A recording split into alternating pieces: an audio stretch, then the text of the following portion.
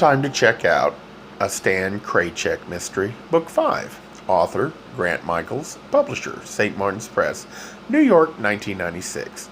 Narrator, Eric Ost. Chapter 28. Lieutenant Sanfuentes came to see me in the emergency room at the local hospital. My wound was easily patched up. He told me he had a bit of bad news, though. "Not Ross," I said. "No," he replied. "He's fine, but your guest house closed up on account of the hurricane. Unless you want to stay here in the hospital, you're going to need a place to sleep tonight. If you want, you can camp out at the station in one of the cells." "What about Ross?" I said. "What about him?" said Sanfuentes, now brusque. "Can he stay with me?" Sanfuentes wavered. "I'm not running a brothel." "He works for you, doesn't he?" The cop hesitated, then said quietly, "You want to do me a favor, Stan? You'll forget all about that. We got a small town here, and it's really hard to keep my good help undercover." There were those words again. Good help. Branco had said it about me, and Sanfuentes was saying it about Ross. 2 straight cops and 2 gay helpers, a pretty good ratio. I asked him, "Did the others know Ross was working for you? Is that why they captured him and tortured him?" "They might have suspected," said Sanfuentes, "but my guess is they wanted to find out how much you knew." "Then why didn't they just come after me?" "Maybe they would have, but it turned out they didn't have to," he smirked. "They had irresistible bait." He finally agreed to let Ross and me stay at the station together on the condition there wasn't any hanky-panky. Hanky-panky. Hell, after what we'd been through, I just wanted to have tantric sex with the guy. Sanfuentes then excused himself to pay a solemn call on attorney Nancy L. Drew elsewhere in the hospital. "The morgue," I said. "Not at all," replied the cop. "She only played dead, just like you." Imagine that. Nancy Drew and I had used the same survival tactic. Sanfuentes said, "Good thing she's alive. She promised to defend Laura Hope for killing her husband." "Laura killed Josh?" "Yeah," said the cop. "I owe you an apology on that one." "What about Etzel and the Countess?"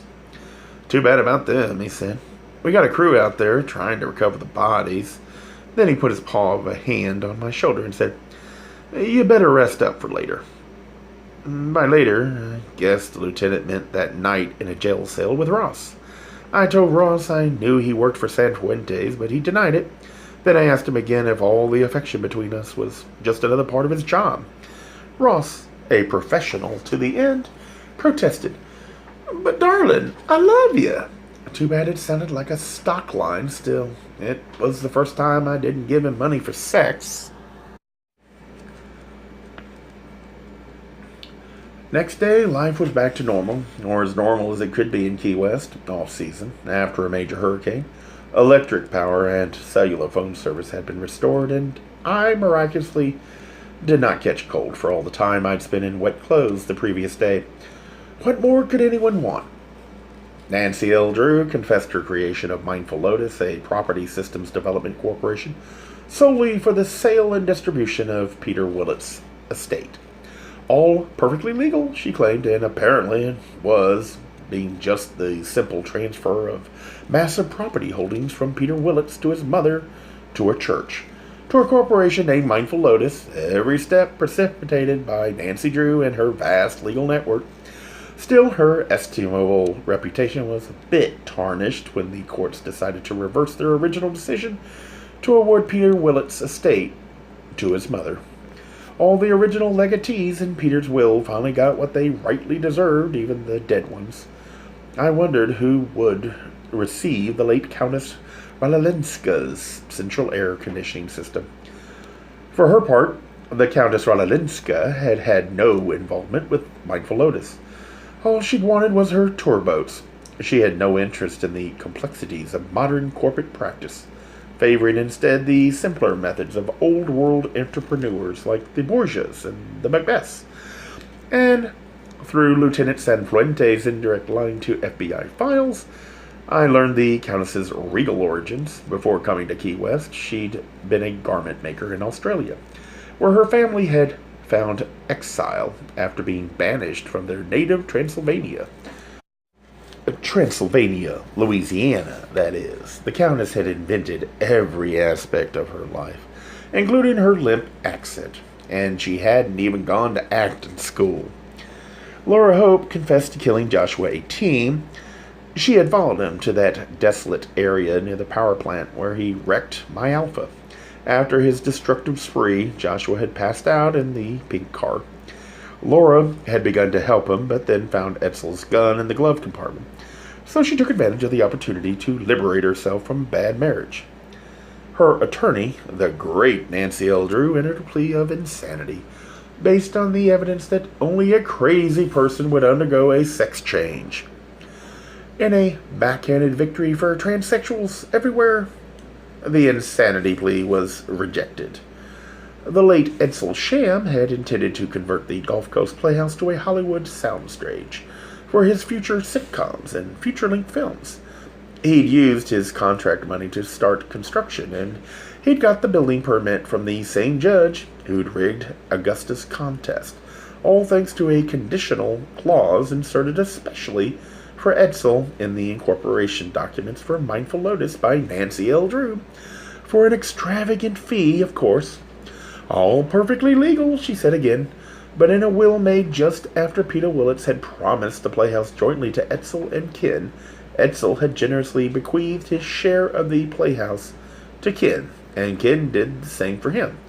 And though Edsel's vision had become distorted and megalomaniac by his imminent Hollywood success and by the secret organization founded by Nancy L. Drew, he never changed his will. And so, with Peter Willits' estate back to its original distribution, Ken Kimball now owned the Playhouse outright. In a public statement, Ken Kimball witnessed and owned his naive trust for the Countess Anastasia Ralalenska and Edsel Sham. Moments after healing, he began the less naive process of filing a huge lawsuit against Mindful Lotus and its CEO for damages to the Gulf Coast Playhouse and to the Coral Shelf under Key West, all in the name of historical preservation and the sanctity of Gaia. With the settlement money, he intended to rebuild the theater with state-of-the-art equipment. He did not engage Nancy L. Drew as his attorney because he was taking her to the cleaners. Alas, Miss Drew, all perfectly legal. Shirley Takir, fed up with painting geckos, parrots, and tropical fish, sold her inherited property and moved to New York, which is where an artist of her talent and temperament belonged anyway. To thank me for helping prove her innocence, she gave me dinner of uncertainty. She did make one change to the work. She finally resolved that the unidentified person was Nancy L. Drew, as seen from behind. But Jerry painted her own face there instead, as a kind of self-portrait, just for me. I also bought 2 other works that tickled my fancy. And finally, I offered to finance Ross's dream to rehabilitate the Twin Palms into an upscale male brothel. But he flatly refused. "I don't want your money, darling," he said. "I make plenty myself between the toolbox and my other work." "But you have no security," I argued. "Who does?" said Ross. I tried another tack. "Hustling is dangerous." Ross grinned. "But darling, I like danger." Then he put his arm around my shoulder and told me it was no use, that we could never be partners. "What's wrong?" I said. "I'm not dangerous enough." "It's not that," he replied. Sex with someone I really like is the best. And I just don't want to settle down with one fella, you understand, don't you, darling?" After mulling it a while, I had to confess that I really didn't want to settle down either. It was probably the most honest moment in my entire sexual life. So I rented a big, boring sedan and drove back to Boston alone. I wasn't sure what to do with the wrecked Alpha. I could have replaced it with the insurance settlement from Joshua's attack on it, but that car had sentimental value.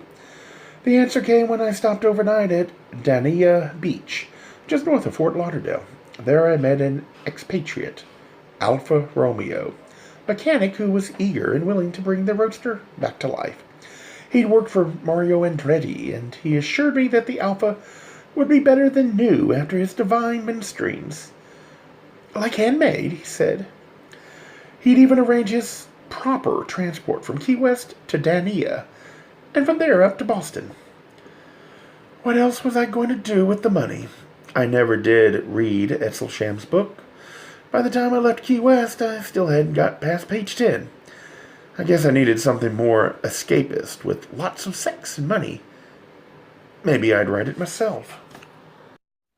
A Gay Mysteries audiobooks. I think it is easy to hate a label, but a face humanizes the word. So this effort is twofold. To offer comfort to those like myself that your world didn't end because you don't fit into the view of acceptable society on both sides. And in hopes of helping those with family that are LGBTQ, that it doesn't mean we are aliens from the child they once knew. Reassure them so they can maybe be supportive at the same time, being true to their values.